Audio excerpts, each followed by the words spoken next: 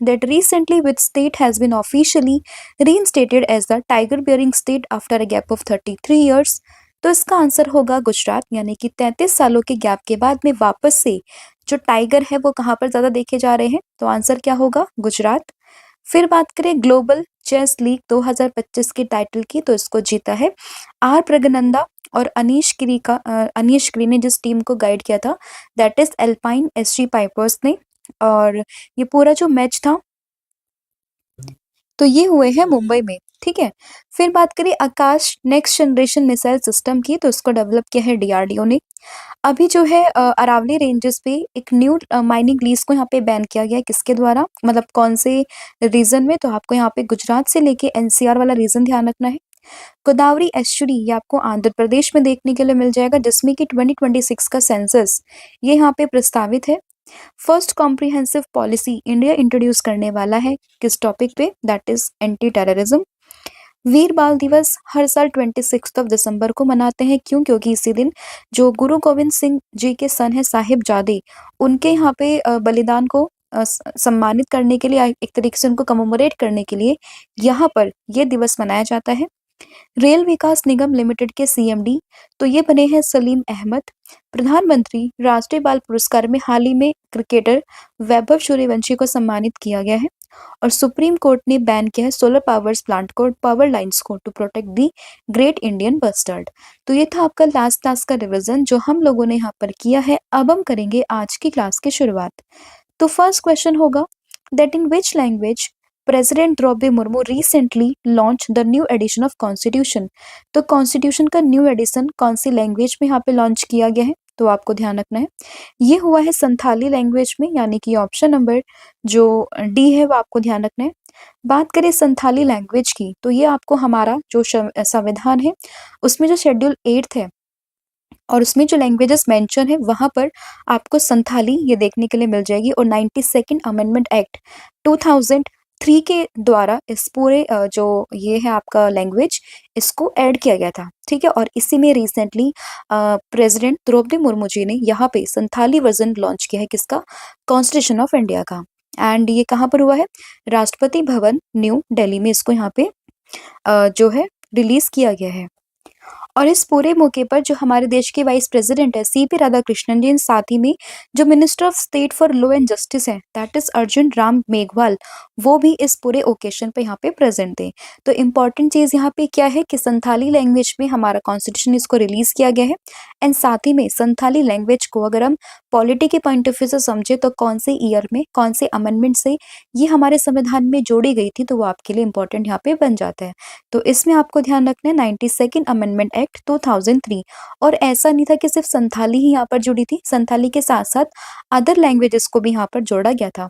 अब आपने मुझे कमेंट करके ये बताना है कि संथाली के साथ साथ कौन सी अलग डिफरेंट लैंग्वेजेस को यहाँ पे हमारे संविधान में जोड़ा गया था इस संविधान संशोधन के द्वारा। नेक्स्ट यहाँ पे क्वेश्चन होगा that who has been elected as a chair of badminton world federation, that is BWF athlete commission की चेयरमैन यहाँ पे कौन बनी है फॉर द ईयर 2026 टू 2029। तो 2026 से लेके 29 के टर्म के लिए कौन यहाँ पर बैडमिंटन वर्ल्ड फेडरेशन की जो एथलीट कमीशन है उसकी चेयर यहाँ पे बनी है, तो ये बनी है PV सिंधु, यानी कि ऑप्शन नंबर जो ए है वो आप लोगों को ध्यान रखना है। और ये 2026 से लेके 29 के लिए यहाँ पे बैडमिंटन वर्ल्ड फेडरेशन की चेयर पर्सन यहाँ पे बनी है PV सिंधु। इनका पूरा नाम क्या है? पुरसला वेंकटा सिंधु, इनको आपको ध्यान रखना है। 2 टाइम की ओलंपिक मेडलिस्ट हैं एंड फॉर्मर वर्ल्ड चैंपियन रह चुकी PV सिंधु को हाल ही में चेयरपर्सन इलेक्ट किया गया इस पूरी फेडरेशन का। और इन्होंने किसको रिप्लेस किया? इन्होंने रिप्लेस किया है ग्रासिया पोली को।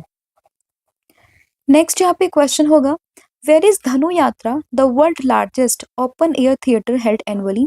तो धनु यात्रा की अगर हम बात करें तो ये हर साल आपको देखने के लिए मिलेगा कहाँ पर? बरगा उड़ीसा में, यानी कि ऑप्शन नंबर जो बी है वो आप लोगों को ध्यान रखना है।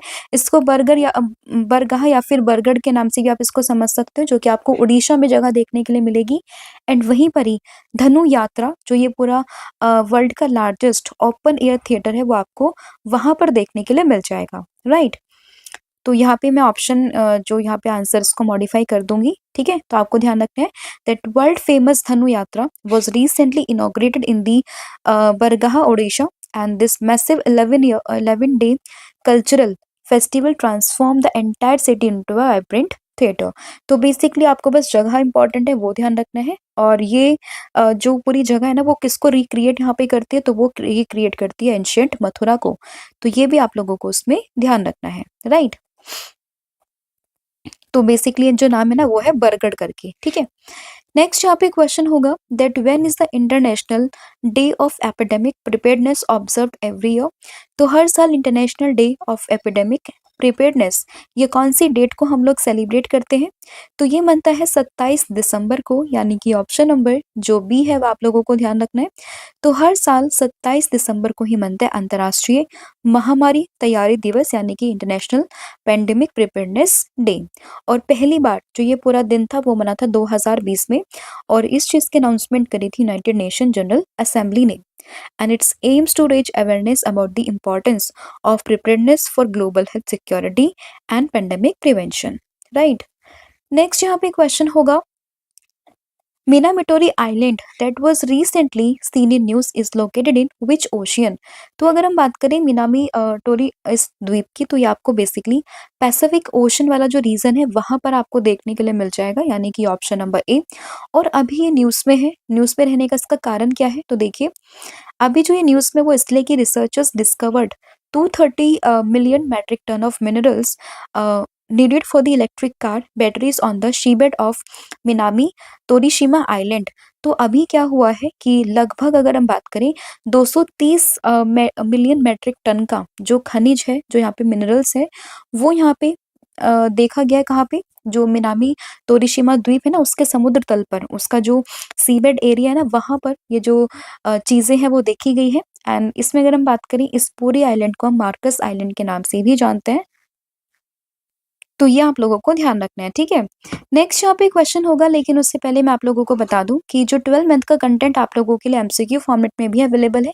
इसमें आपको 3000 प्लस क्वेश्चंस यहाँ पे मिल जाएंगे, तो इसके लिए भी आप हमें व्हाट्सअप कर सकते हो सेम नंबर पर, दैट इज 8815306208 पर।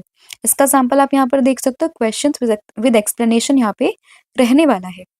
नेक्स्ट क्वेश्चन यहाँ पे होगा the tsunami radio recognition programme is developed by which international organisation. तो किस इंटरनेशनल ऑर्गेनाइजेशन के द्वारा यहाँ पे सुनामी से निपटने की तैयारी संबंधी मान्यता कार्यक्रम इसको विकसित किया गया है, तो ये यहाँ पे विकसित किया है यूनेस्को के द्वारा, यानी कि ऑप्शन नंबर डी। और यूनेस्को के द्वारा इस पूरा जो ये यहाँ पे प्रोग्राम है इसको डिजाइन किया गया, एंड इसमें भी एक बॉडी है that is inter governmental oceanographic commission, that is IOC, but ये बॉडी किसकी है, यूनेस्को की है। तो इसलिए आपको ऑप्शन नंबर जो डी है वो आपको उसमें ध्यान रखना है। तो न्यूज में क्यों है कि India will soon have over 100 tsunami ready villages under the tsunami ready recognition program in the Indian Ocean region, and it is an international community based program which was developed by the Intergovernmental Oceanographic Commission, that is IOC of the UNESCO, and the program aims to build resilient and coastal communities through tsunami awareness and preparedness, and its main objective to reduce the life of people। साथ ही में जो livelihood है और property है during tsunamis उसको यहाँ पे मिनिमाइज करना, मतलब कैसे आप लोगों की जान बचा सकते हो, कैसे यहाँ पे लोगों की कम जान जाए, जो भी वहाँ पे प्रॉपर्टी उसका कम नुकसान हो, उन्हीं सब चीजों के पर्पज से ये पूरा प्रोग्राम यहाँ पे शुरू किया गया है, ठीक है।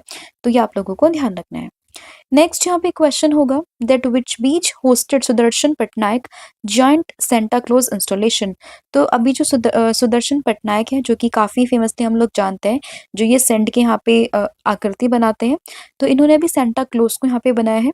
तो ये कौन से बीच पे इन्होंने बनाया था, तो आपको ध्यान रखना है नीलाद्री बीच के बारे में, यानी कि ऑप्शन नंबर जो डी है वो आपको ध्यान रखना है। और ये जो पूरा नीलाद्री बीच है वो आपको उड़ीसा की पूरी डिस्ट्रिक्ट में यहाँ पे देखने के लिए मिल जाएगा। and India's renowned sand artist, that is Padma Shri Sudarshan Patnaik, created a world record for Christmas कि world record this Christmas by creating a unique and gigantic Santa Claus sculptures at the Niladri बीच, जो कि आपको उड़ीसा की पूरी district में यहाँ पे देखने के लिए मिल जाएगा। और इस पूरे यहाँ पे इस पूरे स्कल्पचर्स के लिए अप्रॉक्सीमेटली 1.5 टन ऑफ सैंड्स यहाँ पे इस्तेमाल किया गया है एंड साथ ही में 60 feet long 45 metre wide and 22 feet high ये यहाँ पे पूरा जो सेंटा क्लॉज है उसको बनाया गया था। नेक्स्ट यहाँ पे क्वेश्चन होगा that what is the name of India's first ever weapon database which is launch to curb terror. तो टेरर को कर्ब करने के लिए अभी इंडिया का first ever weapon database launch किया गया किस नाम से, तो उसका है नाम lost looted and recovered fire arms database, यानी कि ऑप्शन नंबर जो बी है वो आप लोगों को ध्यान रखना है। और शॉर्ट में अगर हम समझे तो LLRF डेटाबेस। और इसको यहाँ पे लॉन्च किया हमारे देश के होम मिनिस्टर अमित शाह जी ने। ठीक है, तो India has taken a significant step towards strengthening its internal security framework, and the central government has launched the country's first national arm database that is lost, looted, and recovered firearms, and it's aimed at helping prevent terrorism, organized crime, and साथ ही में जो insurgency है उसको यहाँ पे कर्ब करने के लिए ये पूरा डेटाबेस यहाँ पे रिलीज किया गया है। एंड अगर हम इस इनिशिएटिव की बात करें, this will not only help effective detection, but ये यहाँ पे जो illegally infiltrated government owned weapons होंगे ना उनको भी ये मॉनिटर करेगा एंड ये एश्योर करेगा कि कोऑर्डिनेशन जो हो between the enforcement agency and साथ ही में जो यहाँ पे अदर एजेंसीज होंगी ना उनके बीच में कोऑर्डिनेशन काफ़ी अच्छा हो एंड साथ ही में जो भी इंफॉर्मेशन हो ना वो क्विकली सभी के बीच में यहाँ पे जो भी गवर्नमेंट अथॉरिटीज़ हैं उनके बीच में वो इफेक्टिवली पहुंचाई जा सके। ठीक है, तो इस चीज़ को भी आप ये एश्योर करेगा। एंड इसकी अगर हम बात करें इसको लॉन्च किसने किया है, तो इसको लॉन्च किया हमारे देश के home minister that is Amit Shah ने। एंड इसके अलावा अगर हम बात करते हैं कि ये जो नेशनल वेपन डाटाबेस है ये है क्या, तो ये lost looted and recovered weapons database maintain a detailed record of all the government owned weapons that have been lost, looted या फिर stolen और subsequently recovered। तो ये उन सभी गवर्नमेंट ऑन वेपन का एक डेटा होगा जो कि या तो खो चुके हैं या जिनको लूट लिया गया या फिर जो चोरी हो चुके हैं, तो इन सभी का डेटा इस पूरे डेटाबेस में यहाँ पर होगा। And the source of weapon included in this database records from the state police forces, central armed police forces and the other constitutional security forces। तो इन सभी का जो डेटा होगा वो भी यहाँ पे मेंटेन करके रखा जाएगा। नेक्स्ट यहाँ पे क्वेश्चन होगा by which year does Indian Railway plans to double originating train capacity in 48 major cities। तो यहाँ पे आंसर होगा 2030 यानी कि option number B. The government of India has announced that Indian Railways plans to double the capacity of originating trains in 48 major cities across the country by 2030। and इस initiative का aim क्या है यहाँ पे, to reduce congestion at busy railway stations and meet the growing demand for rail travel। तो इन सब चीज़ों को बढ़ाने के लिए और जो कंजेशन होता है ना रेलवे स्टेशन पे तो उसको कम करने के लिए यहाँ पे इस पूरे इनिशिएटिव को यहाँ पे लिया जाएगा। And this announcement reflect the government's long term strategy to modernise rail infrastructure and साथ ही में एश्योर करना है कि seamless mobility in rapidly developing urban and semi urban areas. ठीक है, तो ये आप लोगों को इसमें ध्यान रखना है। नेक्स्ट यहाँ पे क्वेश्चन होगा who has become the first learning disabled artist to won Turner prize 2025। तो टर्नर प्राइज 2025 को यहाँ पे किसने जीता है, तो ये जीता है नीना कालू ने, यानी कि ऑप्शन नंबर जो बी है वो आपको ध्यान रखना है। एंड ये फर्स्ट लर्निंग डिसेबल आर्टिस्ट यहाँ पे बनी है तो इसलिए नाम काफी इंपॉर्टेंट इनका बन जाता है। ठीक है, and she is autistic and largely non verbal and known for her large-scale swelling abstract drawing and cocoon-like sculptures from the repurposed fabric and VHS tape। और इन्हें इस बार का जो ये टर्नर प्राइज है ना वो दिया गया है। ठीक है, तो ये आप लोगों को ध्यान रखना है। तो ये था आपका इंपॉर्टेंट क्वेश्चन जो हम लोगों ने यहाँ पे डिस्कस कर लिया। आई होप आपको सभी क्वेश्चन समझ में आए होंगे। स्टिल अगर किसी भी क्वेश्चन में कोई भी डाउट हो तो आप मुझे कमेंट करके भी बता सकते हो। बात करें पूरी क्लास की ओवरव्यू की, तो सबसे पहले हम लोगों ने देखा न्यू एडिशन ऑफ कॉन्स्टिट्यूशन जो कि संथाली लैंग्वेज में यहाँ पे रिलीज किया गया है।